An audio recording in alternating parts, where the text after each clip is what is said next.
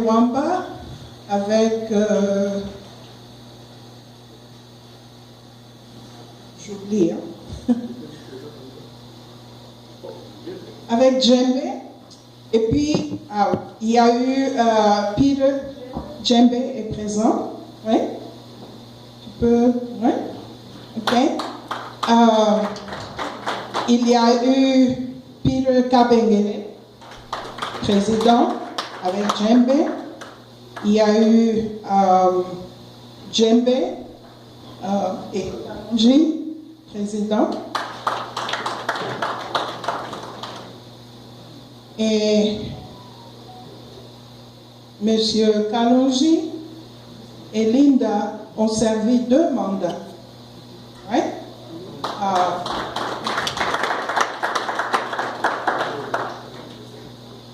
Et aujourd'hui, il y aura passation de pouvoir entre le président sortant, M.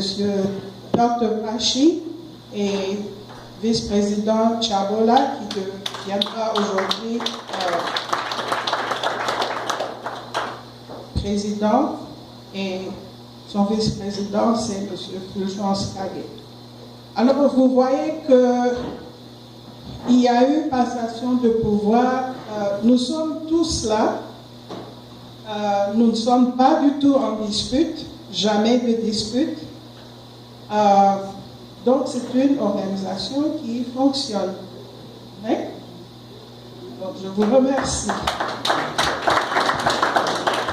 Merci beaucoup, Maman Kaloubi. Le ressort de tout ce qui a été dit so far est l'unité, le succès de l'unité d'une communauté. Nous devons être ensemble. Alors, il n'y a pas mieux que cette personne que je vais appeler pour nous parler de l'unité. Un homme que je connais bien, ça va faire plus de 10 ans, c'est le pasteur Amos.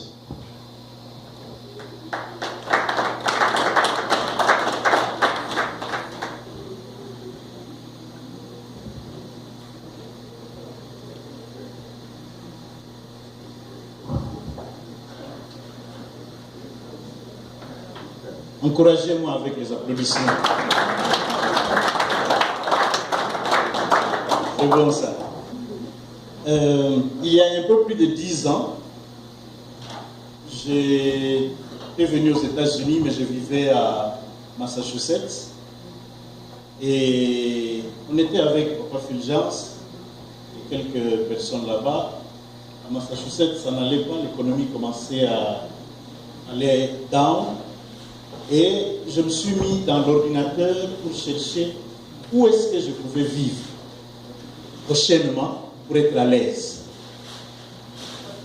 Et il y a 3 choses qui m'ont amené à Cincinnati.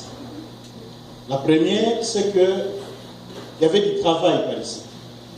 Et je crois que jusqu'à aujourd'hui, les gens viennent parce qu'il y a du travail. Et ça, c'est une très bonne chose. Les Congolais se réunissent là où il y a du travail, comme ça ils sont bénis. La deuxième chose qui m'a amené ici, lorsque j'avais cherché dans l'ordinateur, ça m'avait montré que Cincinnati, mais c'était beaucoup plus Westchester, se trouvait parmi les 10 villes les mieux pour élever une famille.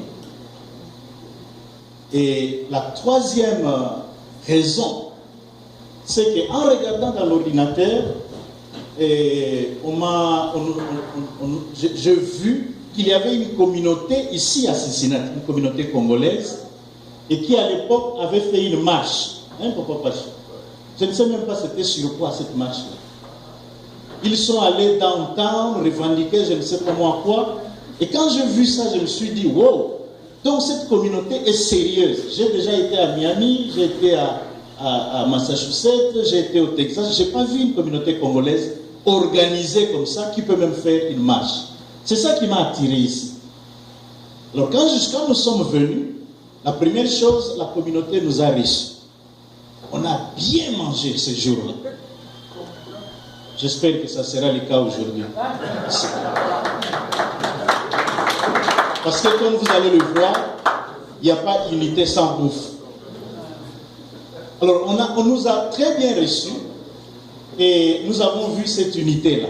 Mais quelques temps après, il y a eu des problèmes dans la communauté. Je crois que le docteur Pachi et ceux des anciens qui sont ici vont se rappeler. Et à l'époque, nous avions commencé l'église La Grâce avec le pasteur Gustave Chibambe. C'est lui qui était le patron. Et il m'a demandé, à une réunion comme celle-ci de la communauté, d'aller parler aux membres. Et c'est curieux que ces jours-là, j'avais parlé de l'unité, et aujourd'hui, on me demande de parler de l'unité. J'avais dit ceci, pour rappel, il y a plus de 10 ans. J'avais pris un billet de $100, ou je ne sais pas moi, c'était $20 peut-être, et j'ai froissé cela. J'ai mis ça par terre, j'ai marché sur ces billets de $20, et j'ai repris les billets de $20. J'ai demandé à la salle qui a besoin de cet argent. Et c'est tout le monde qui en avait besoin. J'ai conclu mon intervention qui était de 5 minutes en disant, même si on t'a froissé dans cette communauté, nous avons toujours besoin de toi. Même si quelqu'un t'a fait du mal, même si c'est comme dans une famille, nous pouvons nous chamailler, nous pouvons nous dire beaucoup de choses, mais nous sommes toujours frères et il n'y a rien qui peut changer cela. Et c'est le message que j'apporte aujourd'hui. Comme j'ai eu le bonheur d'être pasteur, j'aimerais lire un passage qui se trouve dans la Bible. C'est dans Genèse, et le livre de commencement, le chapitre 11, le verset 6. Rappelez-vous de cela. Genèse chapitre 11, le verset 6. Et l'Éternel dit, ça c'est pas un président de la communauté qui dit, mais c'est Dieu lui-même. Il dit, voici, ces Congolais-là forment un seul peuple et ils ont tous une même langue. Bon, chez nous, c'est pas vraiment une même langue. Et c'est là ce qu'ils ont entrepris. Maintenant, rien ne les empêcherait de faire tout ce qu'ils auraient projeté. Donc, Dieu fait un constat. Il se dit, quand les gens sont unis, ils ont une même langue. Nous pouvons changer langue en langage. Si nous avons un même langage, nous sommes unis. Nous pouvons faire n'importe quoi. N'importe quoi. Nous pouvons réussir n'importe quoi. Il y a 3 choses qui dérangent cette unité dans notre communauté. Premièrement, ce sont les églises. À l'époque, on n'avait qu'une seule église, tout le monde venait dans cette église-là. Quelques-uns allaient chez les Blancs. Mais aujourd'hui, la communauté s'est élargie et nous avons beaucoup d'églises. Une dizaine. Et on continue à compter. Moi, je crois personnellement, peut-être parce que j'ai grandi, parce qu'au début, ça me faisait mal quand quelqu'un quittait l'église. Mais maintenant, j'ai compris que je ne peux pas atteindre tout le monde. Il faut qu'il y ait d'autres pasteurs qui font aussi du travail. Et, bien aimé, l'église ne doit pas être une occasion pour nous de nous diviser. D'ailleurs, avec mes enfants, j'ai 4 enfants, il n'y a que 2 qui viennent dans mon église. Les 2 autres prient chez des Blancs. Je n'ai pas de problème avec eux. Et je ne vois pas pourquoi j'aurais un problème avec un frère qui prie dans une autre église qui n'est pas la mienne. Donc, qu'aujourd'hui, avec la nouvelle équipe qui entre, mettons cette histoire des églises à côté. C'est fini que les églises ne nous divisent plus. Deuxième élément, c'est nos tribus. Je suis Mukongo, je suis Munande, je suis Mutetela, je suis Moulouba. Cette histoire, on doit arrêter, surtout que nous avons maintenant les Banyamulenge avec nous. Arrêtez cette histoire de tribus. Ça ne nous avance pas. J'allais dire Amen, mais je me rends compte que ce ne sont pas les membres de l'église. Donc cette histoire de tribus, ça ne nous avance pas. Troisièmement, ce sont les gens venus de tel point ou de tel point. Nous sommes de Kinois, les autres qui sont venus de Lubumbashi croient que les Kinois sont des voyous. Et ceux qui sont de Kinois croient que ceux qui sont venus de Matadi sont des villageois, ainsi de suite. Donc cette histoire aussi, ça doit se terminer entre nous. Si ces trois choses, nous les mettons de côté et nous nous tenons la main dans la main, il y a de grandes choses que nous pouvons faire. Le comité passé avait de grands objectifs. Nous avons atteint je ne sais pas, 30 ou 40%, mais le nouveau comité, à l'instar de ce qui se passe au Congo, c'est un tout petit peu aussi la continuité ici. Parce que le nouveau président était vice-président. Donc il y a continuité. Ce qui s'était dit, ce qui était programmé pour l'exercice passé, ce comité de cet exercice va continuer, mais en ajoutant quelque chose. Et j'ai lu ce programme parce qu'il m'avait été donné. Et je remarque qu'il y a de grandes choses que nous pouvons faire, mais seulement à condition que nous soyons ensemble. Soit dit en passant, ça il ne faut pas dire au président.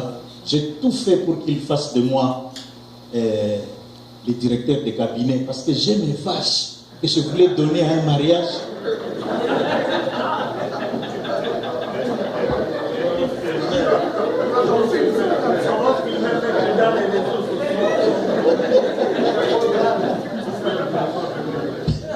Mais il ne m'a pas pris, il a pris plutôt mon ami.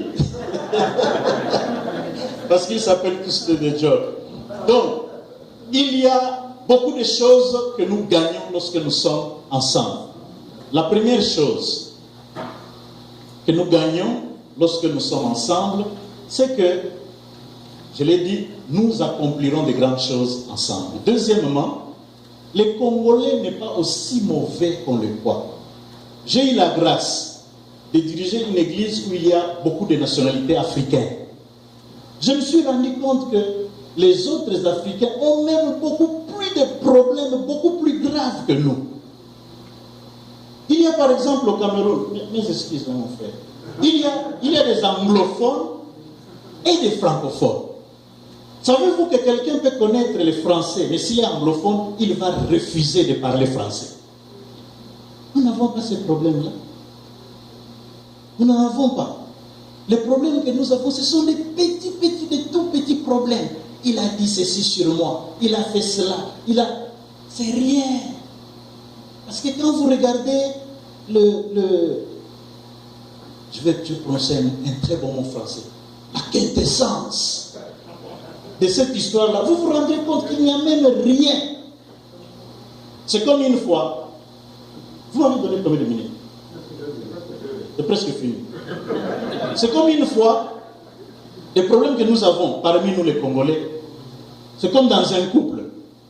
Il y a le mari et la femme regardent la télé, et puis il y a une souris qui quitte là-bas, qui va de l'autre côté. C'est seulement le mari qui a vu. Vous comprenez cela? Alors, la souris là, au lieu de rester là, elle va encore quitter là-bas pour venir de ce côté-ci. En ce moment-là, c'est seulement la femme qui a vu. Donc, comme les femmes sont émotives, elle va dire, oh, papa, est-ce que tu as vu la souris qui a quitté là-bas et qui est partie de l'autre côté? Et puis, monsieur dit, non, la souris a quitté à droite et elle est partie à gauche. Madame dit, non, toi aussi. C'était à gauche, de gauche à droite. Et ils se sont battus, rien que pour ça. Les problèmes que nous avons au Congo, ce sont ces genres de problèmes. Des tout petits problèmes.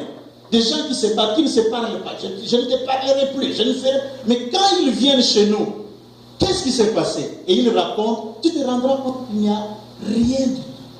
Il n'y a pas de problème. Donc nous n'avons pas de problème, bien aimés. Faites le recensement, comme a dit Maman Jacqueline. Faites-nous le recensement. Ça nous aidera. Deuxièmement, ayons un bureau, s'il vous plaît. Parce que c'est facile que les Congolais se rassemblent lorsqu'ils savent que notre bureau, c'est ici. Hein, Papa Président? Cherchez-nous un nouveau bureau. Si nous pouvons aider à payer le loyer, ça sera une bonne chose. Mais ne prenez pas ce qui est expensive. Ne nous tuez pas. Amen. L'unité est une bonne chose. Jésus-Christ, en partant, a dit à ses disciples, soyez un. Et aujourd'hui, on m'a demandé aussi, le temps est fini, que je vous dise, soyons un. Même à tous ceux qui ne sont pas venus, dites-leur à partir de maintenant que nous sommes un. Je vais finir en disant ceci. J'ai besoin de 10 personnes qui vont venir me joindre ici pour que nous puissions prier pour l'unité. 10 personnes. Merci, maman. Ah, quoi, vous n'aimez pas l'unité? Venez. Unissons-nous.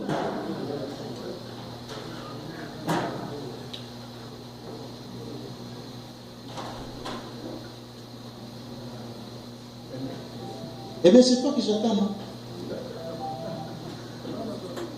Ok. Nous nous tenons par la main, et ceux qui sont là-bas aussi, comme vous êtes restés là-bas, tenez-vous aussi par la main et prions. Tenez-vous par la main.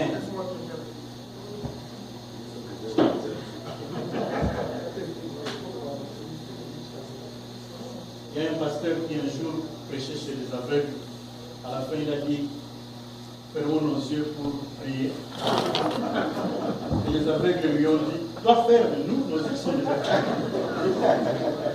Nous allons prier. Père, nous prions aujourd'hui pour te bénir, te rendre grâce, te glorifier de ce que tu es un Dieu bon.